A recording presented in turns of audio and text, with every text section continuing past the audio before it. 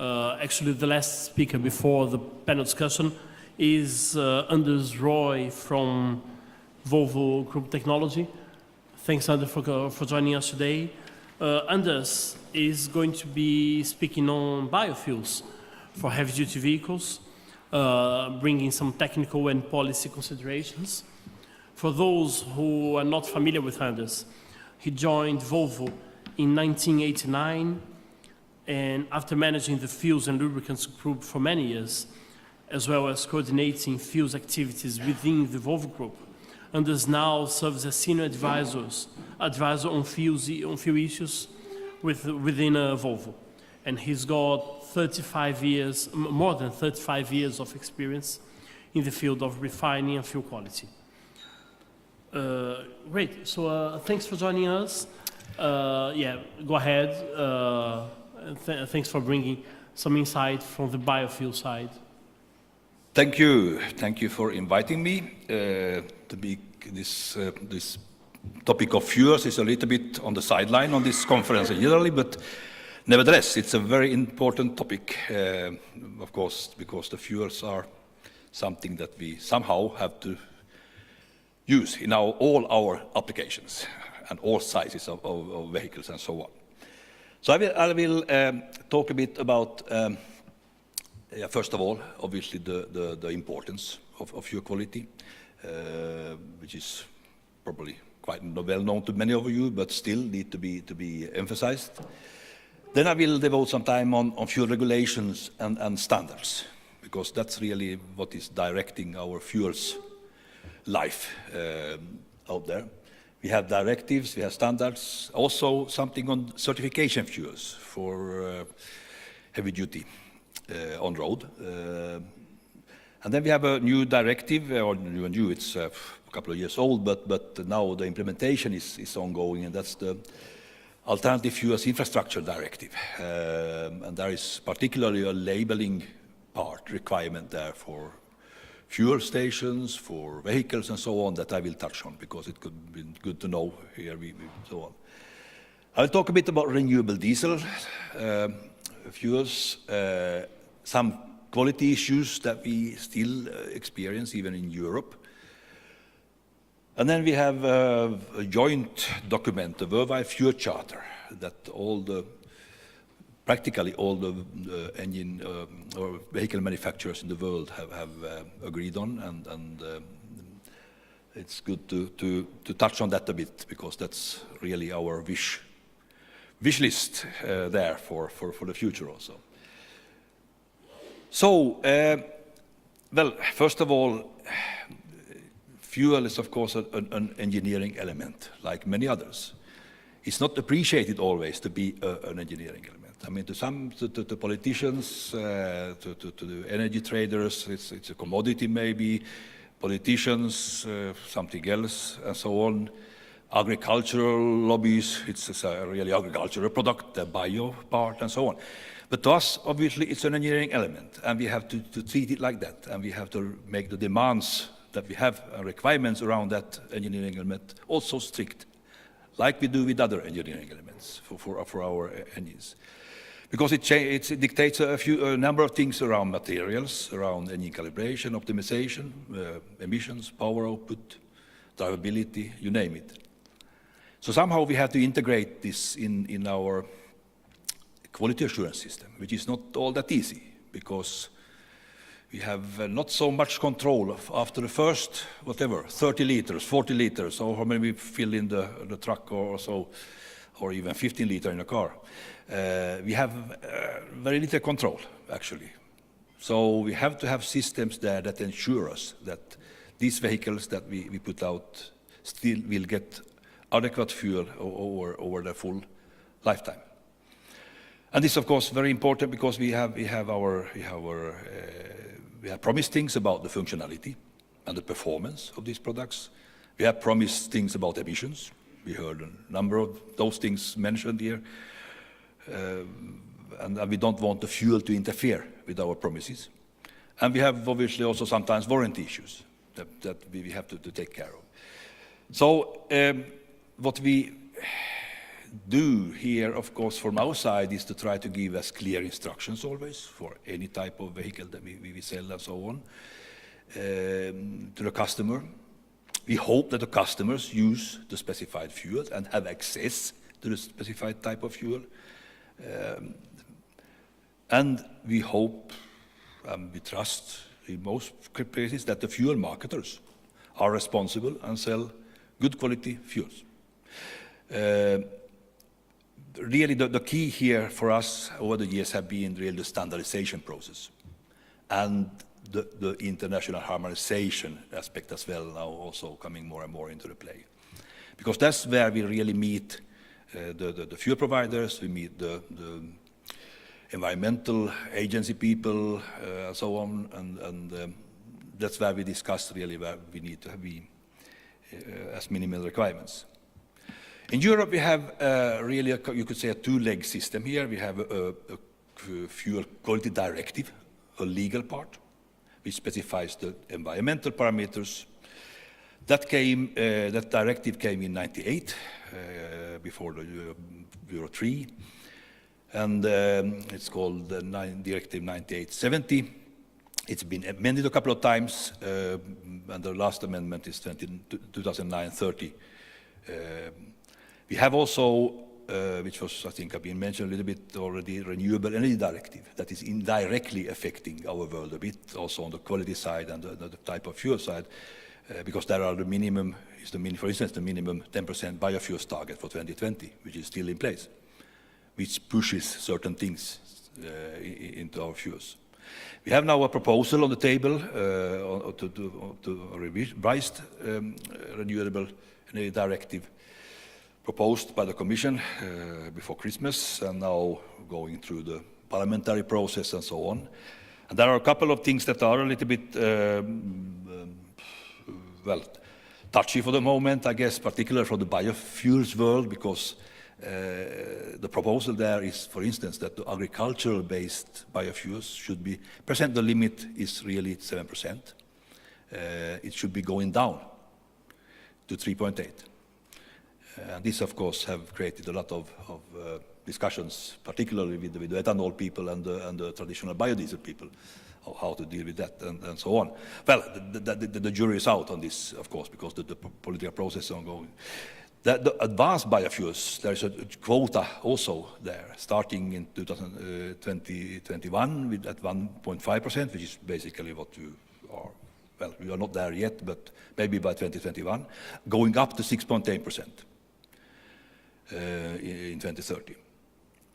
But that's the legal part, and that's really main thrust there is on the environmental parameters, and that was the reason for having this directive, to really have the environmental aspects of the fuel taken into account in the legislative package, starting from Euro 3.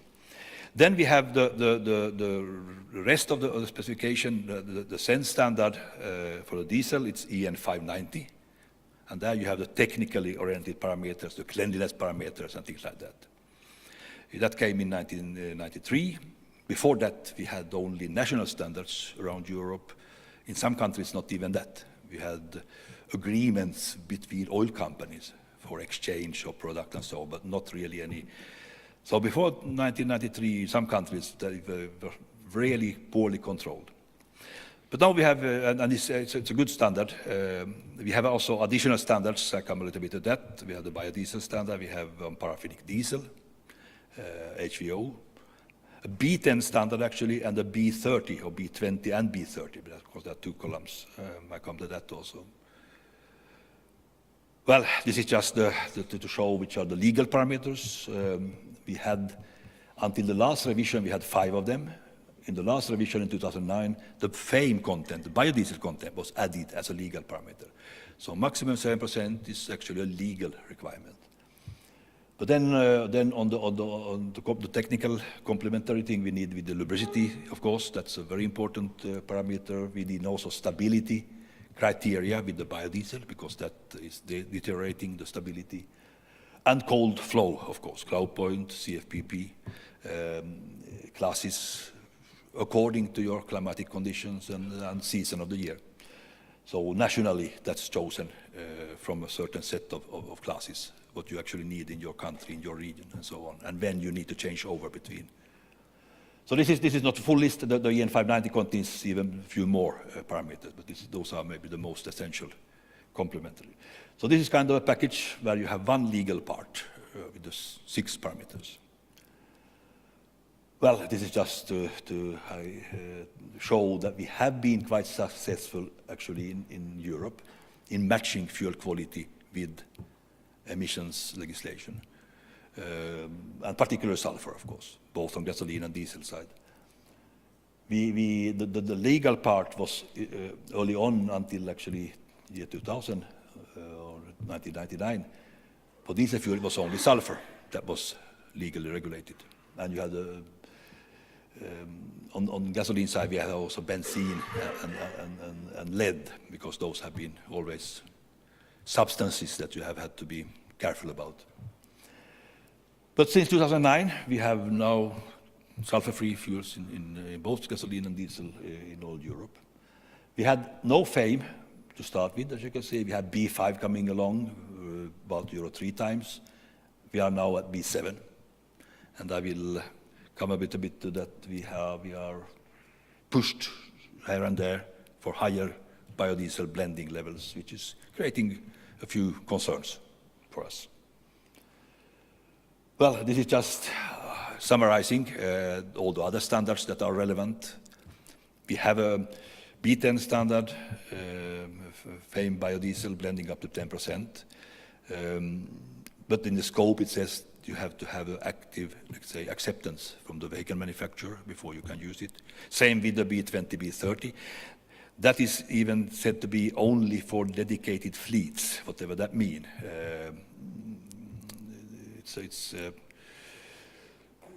It's used already in some countries to some extent. France, historically, B30 was a quite big rate for fleets, taxi fleets and other fleets. We have our biodiesel standard, important one. It is the main use of the FAME B100 standard is to define the quality for the low blending, for blending the 5% or 7%. But also these days, in 2 or 3 countries in Europe, it's used as need fuel. Sweden, Austria, Norway to some extent. And in that case, using it as a need fuel, this standard is not fully sufficient. That's why, for instance, Volvo and I think also others have additional requirement if you use pure biodiesel in a Euro 6 vehicle, for instance, because it's not. You have some ash-forming component allowances there that are too high, really, for Euro 6 system. Phosphorus it can be also a tricky component there. And then we have the paraffinic diesel fuels.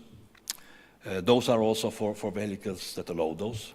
HVO, hydrotreated vegetable oils, but also synthetic diesel oils from natural gas mostly, GTL, gas to liquid. So renewable diesel, HVO, a few words about that, because this is really a type of fuel that we obviously like. It's almost an ideal mix of hydrocarbons for diesel combustion. But there are issues around the feedstocks that are normally used, and there are production capacities also are issues. It's produced by high pressure hydrotreatment. You can use only fatty acid type materials, really, vegetable oils, animal fats, waste fats, other oily streams. So biomass in general, you cannot make HVO really from. You can make other synthetic hydrocarbon maybe sometimes in the future, but not this. But sustainability is really a thing with the feedstock, and that is something that is discussed a lot. The cheapest type of oil here is normally palm oil or palm oil related products, byproducts also. And as you probably know, palm oil is a sensitive thing in terms of sustainability. It's made mostly in dedicated facilities. It's really a diesel and kerosene producer, so you can make practically all the product, almost up to 90% is actually diesel or middle distillate related. We have co-processing also one company in Sweden, Preem, who co-process tall oil-based fatty acid, basically, or derivatives that they put into together with their diesel processing parts. The problem with this is obviously also that you have the amounts that are there and potentially are there in the next years. We have a diesel fuel consumption of at least 300 million tons, maybe it's a little bit over that now if you count some non-road into it as well in EU. And the predicted HVO or renewable diesel production of this type in the world is 7 to 8 million tons in 2020. In EU, the production is predicted to be something like 4 million tons, which is fine, but one single average size diesel or crude oil refinery, normal refinery, will produce at least 3 million ton diesel fuel per year. So actually we are talking a couple of replacing the production of a couple of normal refinery, the production of diesel fuel. Hopefully there will be some new raw materials, sustainable raw materials and so on that are coming into the picture gradually. But this is because it's a very good bio product in our world. This is just showing what are the producers. In Europe, we have actually basically 4 producing neat stuff now. Neste, we have Eni in Italy, we have UPM in Finland, and we have Total coming along next year. So by next year, that before, and we have Preem, as I said, with the blend-in. So then I will touch a bit on a few specific things related to quality. As I said, 7% FAME, traditional biodiesel, is a legal limit in the directive. But there is an article, Article 4, where member states may permit placing on the market diesel fuel with higher FAME contents than 7%, with appropriate information to the customer. And this is what we say in Swedish, a rubber paragraph, because you could envisage a rubber band paragraph. You can use it in which way you practically like nationally. And this is creating problems, concerns to us. And we have one recent example, I will come to that next slide, in France, actually, where they use this paragraph nationally, with the national decree. And the problem is that the Fuel Quality Directive does not explicitly say that you have to have the fuel meeting exactly that quality in every European country. Of course, it's our understanding from ASEA side, that the automotive side, that we have to have EN 590 compliant fuels available everywhere in the EU. Otherwise, we will be in major troubles and really a very bad situation across Europe if each country creates their own levels of blending and all these things. This is just from French, because they issued a decree proposal about allowing in France a higher blending level. In November last year, they wrote to all the manufacturers, vehicle manufacturers and importers in France, and asked us to inform which of our vehicles or models can use B10. And they asked to reply by end of March, and I think most vehicle manufacturers have answered. Some cases, I think, like in Germany, the association, VDA, answered on behalf of their members and so on. But that's what they propose. And the reason is that they have a kind of an increasing year by year requirement for bio-blending, basically, in another legal statute. So they have now also notified, which they have to do, EU, and now there are 3 months period going for other member states to have comments to this, protest against it, or whatever, until July 5th. I don't know to what extent that will be happening, but there are also, of course, free trade issues here. If you have a specific requirement in one country, you cannot then export the normal diesel. The normal French diesel fuel cannot be easily exported to I don't know. But they asked then, there will be a marking saying that this fuel contains 0 to 10% fatty acid methyl and it has to be used in compatible vehicles. But how the customers will know if their vehicle is compatible, that is not so clear. It will be published in their official journal somehow, and so on. But this is an example about what can kind of happen, and maybe the next country say B12 is good for us, and next one say B15 is good for us, even better. And we have really a very bad situation across Europe. So that's about a little bit of complaining of the regulation there. The certification fuels, we have basically two, in the directive, two fuels for compression ignition engines. We have the B7 and we have the ethanol ED95, which is ethanol for diesel combustion.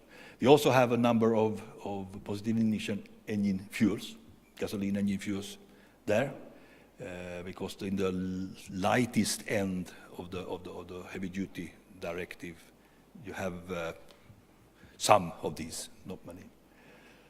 So this is really what is the certification, about our legal requirements, so to say, where we have to demonstrate our first demonstration. Then we have to do a number of other things over the course of the lifetime of the vehicle and follow up and whatever. This is really the starting point in terms of fuels. Interestingly, for Euro 5 still, FAME, biodiesel was not allowed, so we couldn't even use, although it was clearly in the market, B5, even B7s around Europe at that time. Now it's clearly specified between 6 and 7% have to be FAME in that blend that we use. A new thing with Euro 6, and this is creating a little bit of difficulty sometimes, is something called Universal Fuel Type Approval. And this basically says that if you allow the vehicle, Euro 6 vehicle that you put out, to use something else than the diesel fuel meeting the directive and the N590, then you have to demonstrate the emissions capabilities, and you have even to be reliable or liable for the in-service conformity, and including any blend between 0 and 100%. So this is and this is something that we cannot really avoid. And this is because until Euro 5, it was a matter of engineering judgment, basically commercial agreements, whatever, but no legal involvement. Now you have that as well, which means that if you have to be quite convinced that the fuel that appears somewhere, it will be something that will be there not only for the next year or next 2 years. It has to be there for longer. Otherwise, your ticket is a little bit too high to pay for something that was there only for 2 years. So it's a new type of judgments that have to come into the picture here. A couple of things then about the fuel quality generally here in Europe. We have a little bit some issues with cold flow related things, cold operability, and filter blocking also for other reasons. We have now cloud point as CFPP classes with strict monoglyceride classes. This has helped the situation, but the cloud point, and particularly CFPP, the CFPP is a cold filter plugging point. It's a correlated test that has been correlated historically with the performance of, and when you have new components, you kind of deviate from your historical database, which creates problems. So, and there is a report on this that can be useful if you want to look up to a very good instructive report on cold flow related things and everything around that. And that there, in this report, it says really that the delta between the cloud point and this filtration point should not be more than 10 degrees. That will mean problems if you are. The meaning of this filtration point will not be really correlating with real life if you go lower than 10 degrees below the glow point. So this is something that is not fully working. If the winters are warm, we are okay. But the last, every time we have a cold winter, we have issues related to this in the past. And we need to find some better tools or more refined tools here to control this. We have had other type of filter blocking issues. And historically, obviously, we have always in some markets, because of bacteria, water. This have been even some places worse now the last years because the biodiesel. Biodiesel is a good food for the bugs, and they tend to like, and also biodiesel attract water, which means that you have you can have an increasing water level in tanks and so on, even without any active contamination.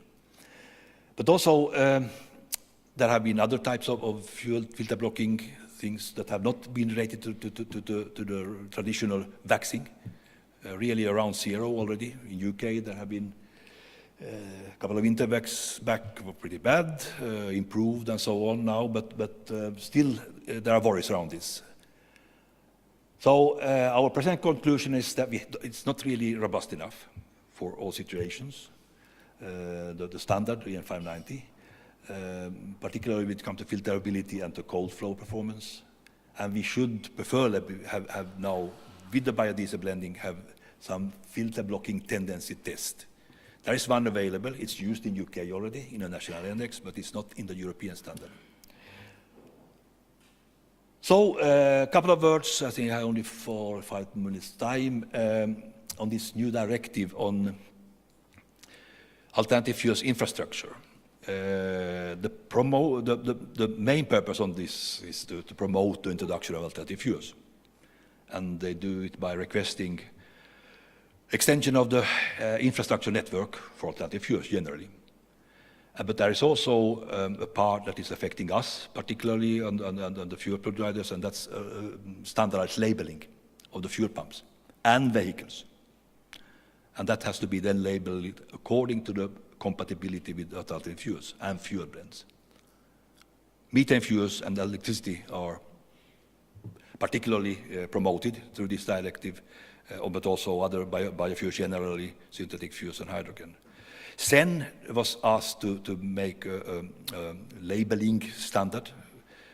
They did it, and now member states have to implement this, and by 12th October 2018, all EU countries and all vehicles produced at that time have to be labeled according to this.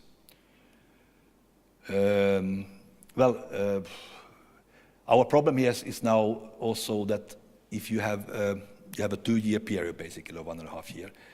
So if the countries introduce it gradually, step by step, here and there, it will be confusing. So there is an industry group working on some information material to actually propose a harmonized implementation plan. ASEA is there, Fuels Europe is there, the Motorcycle Association and so on. And we hope that this labeling activity, so to say, on the pumps and so on, will not happen over a 2-year period or 1.5 years. It will happen in a reasonably short time to get a coordinated activity and information, not to confuse too much consumers. Because the thing is also all the old vehicles will be without labeling. It's only for new vehicles. Here are the labels, circles for gasoline-based use, squares for diesel,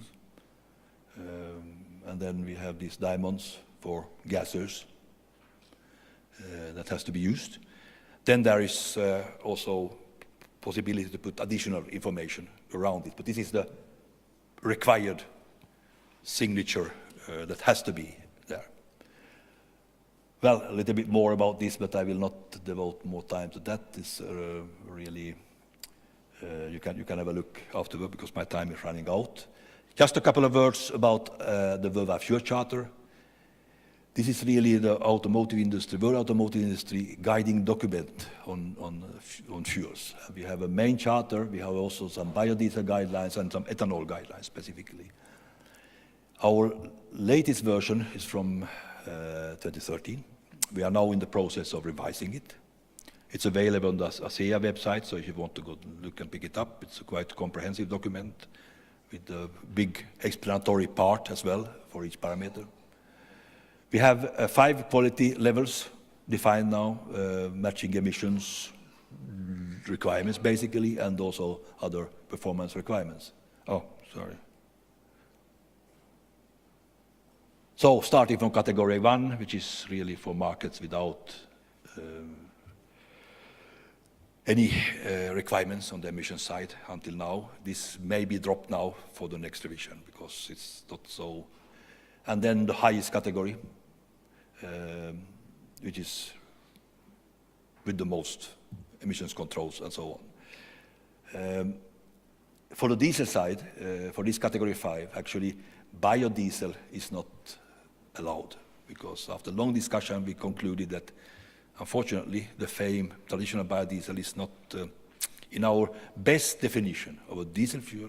It doesn't unfortunately belong because there are still, even with a good quality FAME, there are still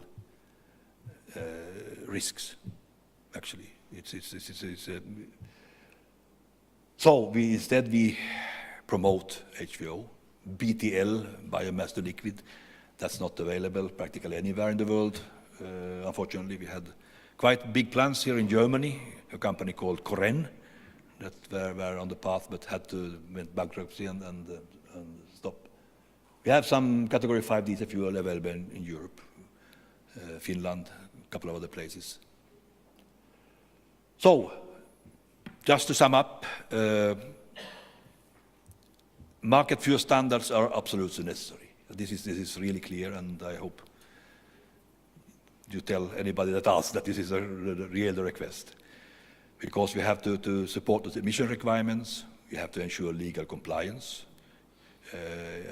Generally, it has linked to the technical functionality, and also to be able to reasonably smoothly introduce new fuel blends, because that happens from time to time. That we have, and for good reasons, we have to modify the fuels and so on. But then we need standards. And we have to ensure our customers to be satisfied. So in Europe, that's EN 590. The aim for us is to really have some better worldwide harmonization of standards and regulations also on the fuel side. This is difficult. It's difficult on the traditional fuels, but it's even more difficult on the biofuel side. Because, for instance, on the FAME type biodiesels, some characteristics go very much back to the type of vegetable oils that you used. So you get different characteristics from palm oil, soya oil, rapeseed oil, which makes it even more inherently regional, the quality. But this is problematic. And really, future choices, we think at Volvo, I have not talked about alternatives really much here, but we need to target for the best possible well-to-be's energy efficiency and greenhouse gas reduction, for sure. Sustainability, long-term supply security, and stable regulatory conditions. So this last point could be then first input to the panel, actually. Excellent. So, thank you very much. Okay, thank you very much. Thanks, Anders. I'm sure there would be questions. I would have a couple as well. But for the sake of time, I would suggest we move straight into the panel, which you are going to join as a panelist as well. So then, if you have questions for Anders, we can ask them during the panel. So please welcome to this side of the room. And I'd like to invite again Carlos Calvan-Bell from Transport and Environment. And to complete the panel, I'd like to invite Benjamin Wickert from Siemens A. So, yeah, welcome.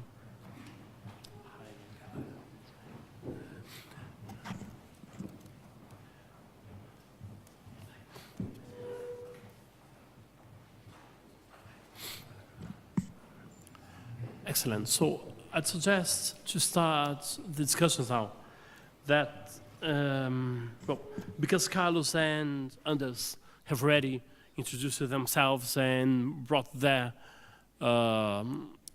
points of view on different topics on zero emissions, I'd suggest you start with Benjamin. Benjamin is head of business development for the e-highway at Siemens A. So Benjamin, if you could start just telling us a bit more about e-highway, what is the concept behind, what Siemens is doing on that, and what are your effective expectations for within which time frame this could see its way and be implemented in Europe. Yes, sure. So hello from my side as well. Hello, microphone. The microphone is not on. Hello? Yes, perfect. So hello from my side as well. My name is Benjamin Wickert. I'm working for Siemens for the e-highway project. For those who have been here last year, like in Brussels was a summit, a colleague of mine already talked about this e-highway technology. And just to summarize it in a nutshell, the e-highway system from Siemens combines rail, like resource-efficient railway technology with the flexibility of road transport.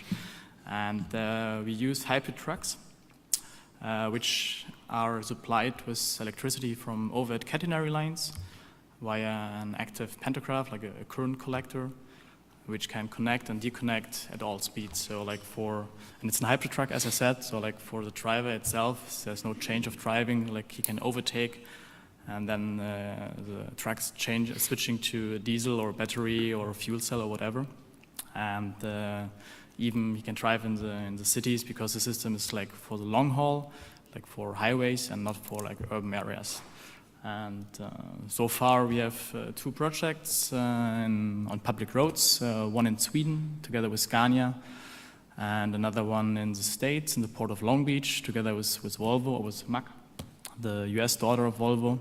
And also in Germany there will be 2 field trials upcoming, close to Frankfurt, and another one close to Lübeck with each 5 to 6 kilometers of infrastructure. The construction will start around beginning of next year, and the demonstration will start around 2019. And yes, I think that's... Great. Excellent, thanks. So panel is about infrastructure and how we would be able to, how we would build the infrastructure for these alternative technologies, future fuels. Carlos, in your presentation, you talked a little about hybrids, electric vehicles, particularly for buses, and some other medium heavy-duty vehicles. How much infrastructure is needed for the implementation of zero-emission buses in urban cities? Well, I guess I don't have an answer to how much infrastructure you need.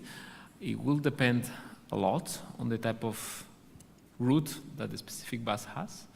For instance, the city of Malmö in Sweden announced this week that they are starting to have a line running exclusively on electric buses. And this specific line is not particularly long.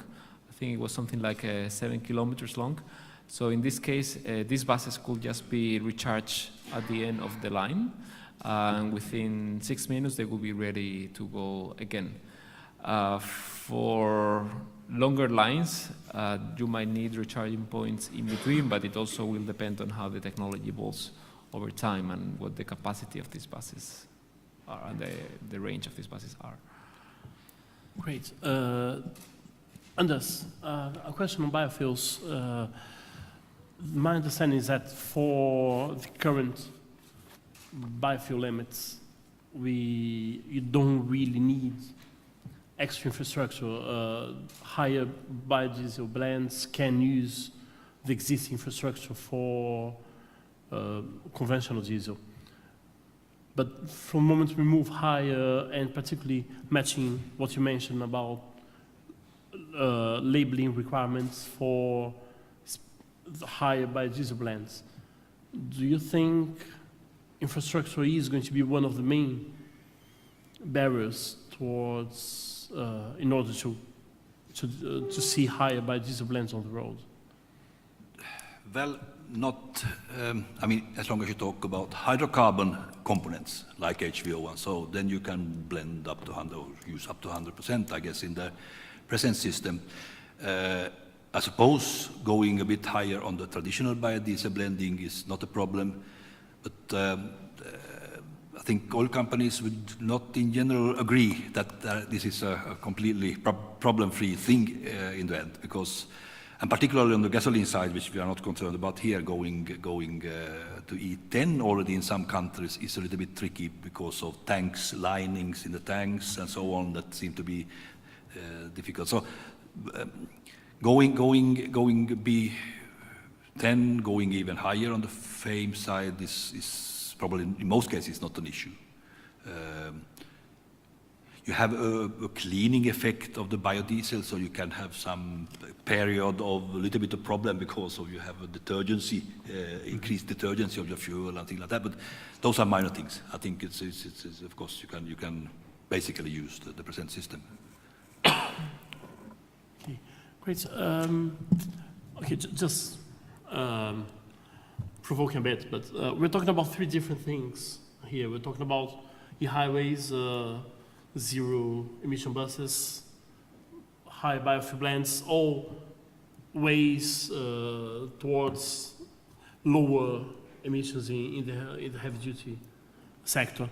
Would you be able to, like, from your point of view, comment a bit on each other's technologies, like where the shortcomings of that you see for these other technologies, and what are the most and least likely options to take place the next few years?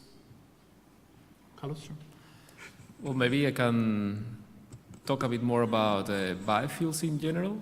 TNE has traditionally have quite some discrepancies with the biofuel policy that has happened in the EU in the last decade. And we saw that in some cases the cure was worse than the disease, especially because we saw that most biofuels provided in Europe were coming from vegetable oils, both from palm oil but also European-grown rapeseed. But both we know that have indirect effects, because when you are increasing the demand for these goods, that means that they need to be grown somewhere. And even if you are using rapeseed, because it is fungible with palm oil, at the end of the day you are increasing demand for palm oil, and that leads to deforestation in places like Southeast Asia. However, I think that Anders has focused also on some of these issues, because he mentioned that biofuels had some issues when it comes to the feedstock that they are produced from and so on, and he focused more on the quality perspective of biofuels and not so much on the different issues. And just one small detail, when he was talking about the 10% by 2020 for biofuels, it's not for biofuels only, it's for renewable energies in transport. And the same for the advanced target by 2030, the 6.8%, that also includes things like renewable electricity and other type of fuels. Okay. Yes, sure. Like I would say, like the pathway for like light-duty vehicles is more or less clear, but like for the long haul, heavy-duty vehicles, it's quite more challenging. And there are like right now different alternatives, solutions in the discussion, if it's like biofuels or powder-liquid, powder-gas, hydrogen, electricity, and like biofuels, like. Okay, and that's like in Sweden, you don't have any problem with the source of biofuels because you're importing a lot of waste. So that's not an issue, but as Carlos just said, like they will be, like biofuels are somehow limited. And so we should use them for those modes of transport which are hard to decarbonize, like airplanes or ships. So yeah, we'll see how much biofuels are left for road transport in the end. Then talking about other solutions like natural gas, Carlos said it in his presentation, it's still fossil fuel. Power to liquid, power to gas, even if they are made of renewable energy, we still have the problem of methane leakage. And but the main reason why we have to shift which is leading to electricity is the high well-to-wheel efficiency. It's a high well-to-wheel efficiency. Like, for example, our e-highway system has like 80% of well-to-wheel efficiency compared to diesel has 40, hydrogen has like 30, power to gas, power to liquid 20 and less. So the discussion about efficiency is very, very important in the whole discussion of decarbonizing the transport sector. And Anders, when you are in discussions on how to maximize the use of biofuels in current fuel transportation, how do you see all pathways towards electric hybrids that would end up using less fuel, therefore less biofuels? Oh, that's fine. Less fuel generally is fine.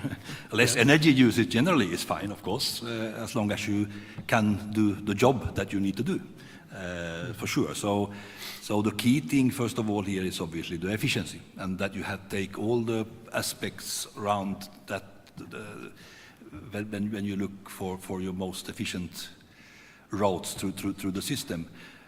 Electrification is really a cornerstone, I would say, for Volvo buses, for instance, since already a couple of 3 years, and they are really heavily into that, for sure. And definitely, I mean, particularly in the city applications, it's clearly your efficiency calculations, the electricity a good winner over any internal combustion engine in those type of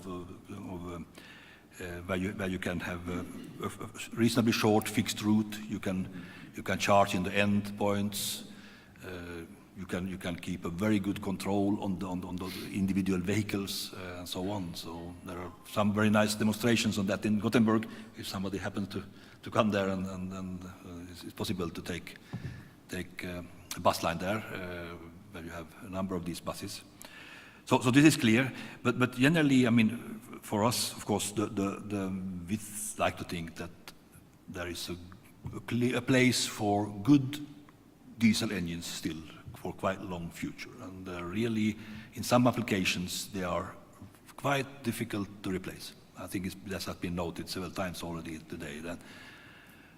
And it's not really, I mean, diesel, it's a little bit annoying that really these problems now that emanated stuff from Volkswagen problems and so on, is kind of putting the whole diesel combustion concept into a certain mistrust. And to me, it's not the engine as such. It's how you control it, how you steer it, and how you really nurse it. And you need sometimes to nurse it even, to have it at its really best performance. And so those parts should be taken seriously, and really the engine as such, the engine concept is still, in many applications, will for many years be really the backbone, for sure. And that, to be able then in those applications to make some changes, then possibly, probably the biofuels, the good biofuels introduction is part of the equation there. That has to be, for sure. Okay. Do you, yeah. Yeah. I would like to add a fact that is very easy to understand. If you take one football field and then you grow crops to produce biofuels, then you could run around 2.5 cars for 1 year. If you take that same football field and then you put solar panels, you will produce enough electricity to run 260 cars, the same amount of kilometers in 1 year.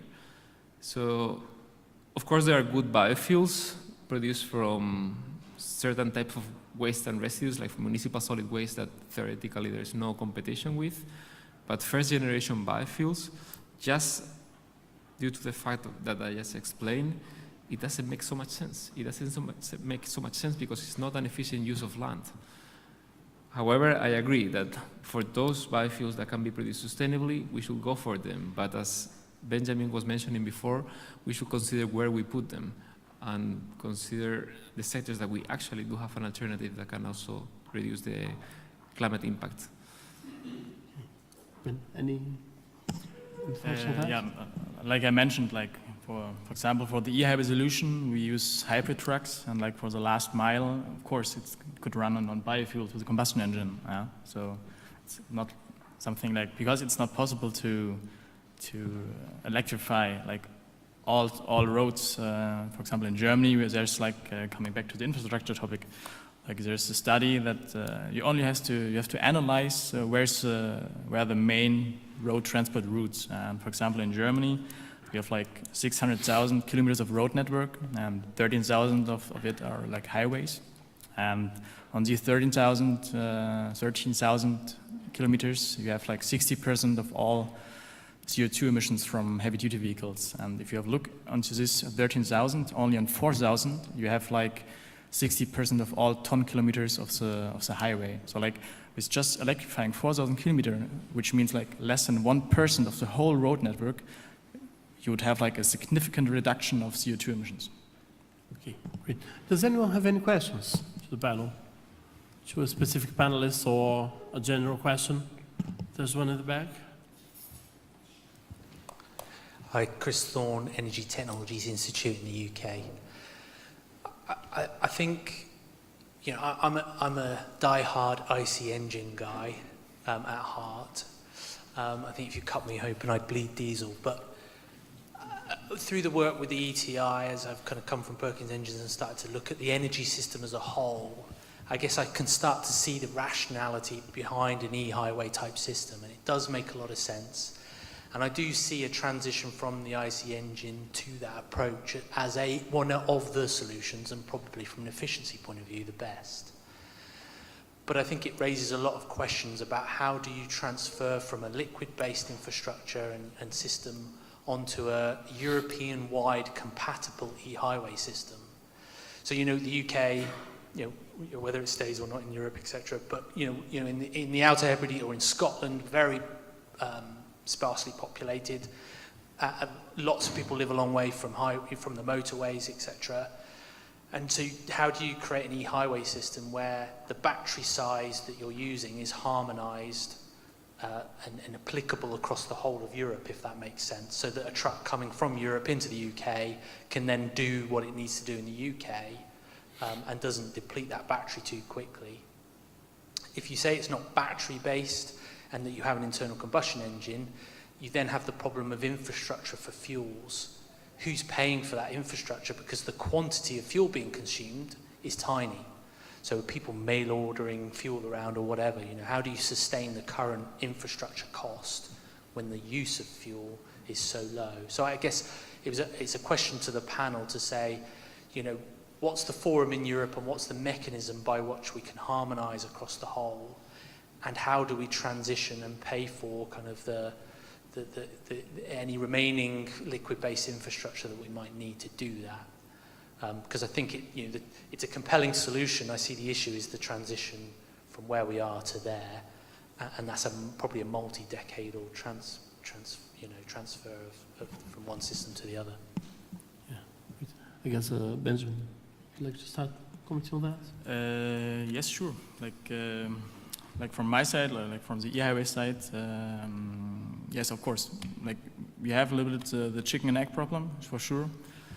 But like the application cases for this technology are also like in industrial areas or in ports or like mining as well, but leave that aside. So like I would say it will start in clusters, and then the clusters will be connected somehow.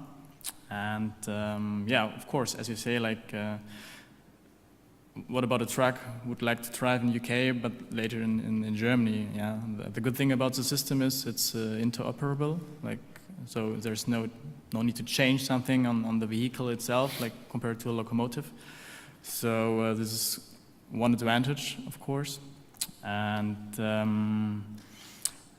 what do you say? Like okay, yes, because it's still hybrid. So if there's no infrastructure for For the e-highway, you can rely on the alternative power supply. If you say it's a battery, of course, you might have a problem because if the forwarding agent, for example, I would say in the future they buy trucks specifically for the routes. So I would say, okay, this truck is running from A to B. From A to B, I have like 80% with overhead catenaries, and the remaining 20%, which are like, I don't know, 50 kilometers, I need like a battery with 80 kilometers range, for example. But then, of course, if you have to switch this route with this truck, there's, of course, a small problem, yeah. Great. Anders, Carlos, got any thoughts? Yeah, of course, changing an energy system, that's a massive task, for sure. And particularly when we are talking several massive systems here. We are talking about LNG systems, CNG systems, electrical systems. So this is going, I mean, regardless which route this will be the main route, it will be a big challenge to find the payers there. And also it will take a lot of standardization efforts. And we know from the past that is not easy across Europe. We even have difficulty having the same fitting for LPG fillings from neighbor countries. I mean, this is here we are talking really something much more massive than that. Instead of standardization and getting be able to ensure the customers that they can move around in a way that they need to do.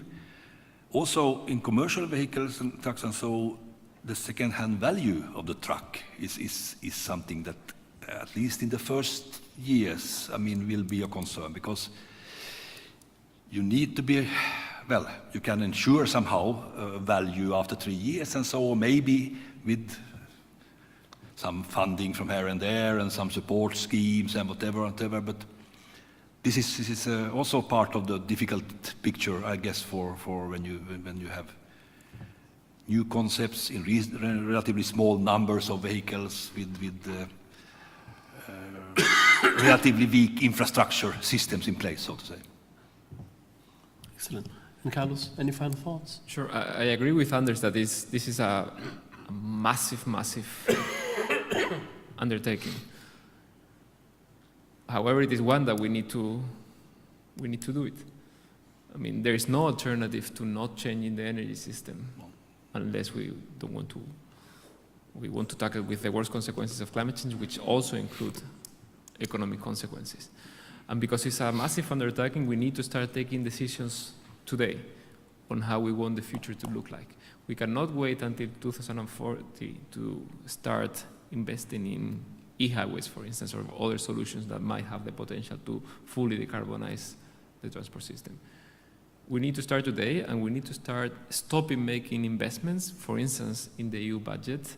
Like, billions are still flowing to technologies like natural gas that we know they don't have the potential to really decarbonize the sector. So all these investments should start being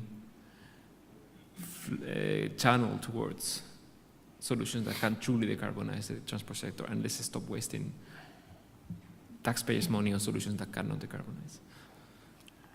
Excellent. We have even run a bit over time, so any final thoughts?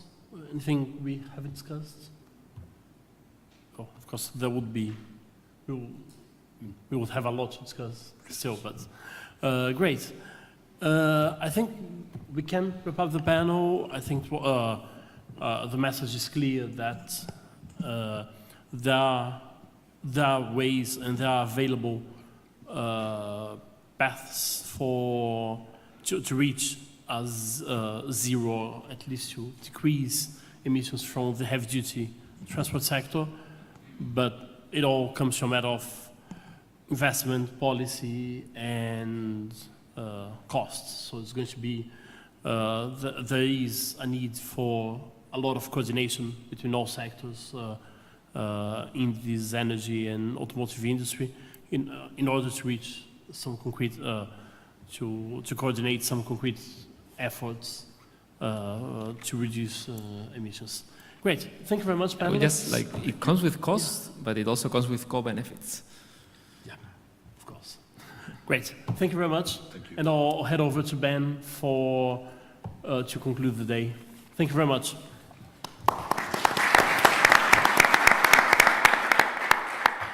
Just one final thought. Just want to thank Fabrizio for moderating the final session and the panel. I hope you've all enjoyed today. We've had some great speakers and with some interesting ideas about where we've been going in the future and what we can be doing right now to sort of improve the transportation sector and the climate as in itself. I'd like to also thank everybody for participating and joining in with the conference. If you've enjoyed today's conference, all of the presentations can be found online tonight. Give it a few hours before trying to access it, but they'll all be available on the online networking platform, which you should have received information about in an email. If you have any problems sort of about getting onto that, do just get in contact and we'll make sure we sort you out. There are some feedback forms on the table. If this is your last day, please make sure to fill them out, because it's always great to hear what people are thinking of the conference and how we can improve in the future. So all feedback is very welcome. So for those of you who are able to stay around, we have a cocktail event, luckily tonight. So what's going on outside right now is there's an AdBlue filling demonstration. There's a few cars out there brought by our sponsors, and so I think that will have finished about now, and so they should be preparing to dish out some cocktails. So I hope you'll be able to join us for that. And for those of you who will be here tomorrow, I believe it starts at 9 a.m. and for the passenger car session, and 9:30 for the AdBlue session. So just make sure you come down around that time, and I look forward to seeing you tomorrow as well. Thanks a lot.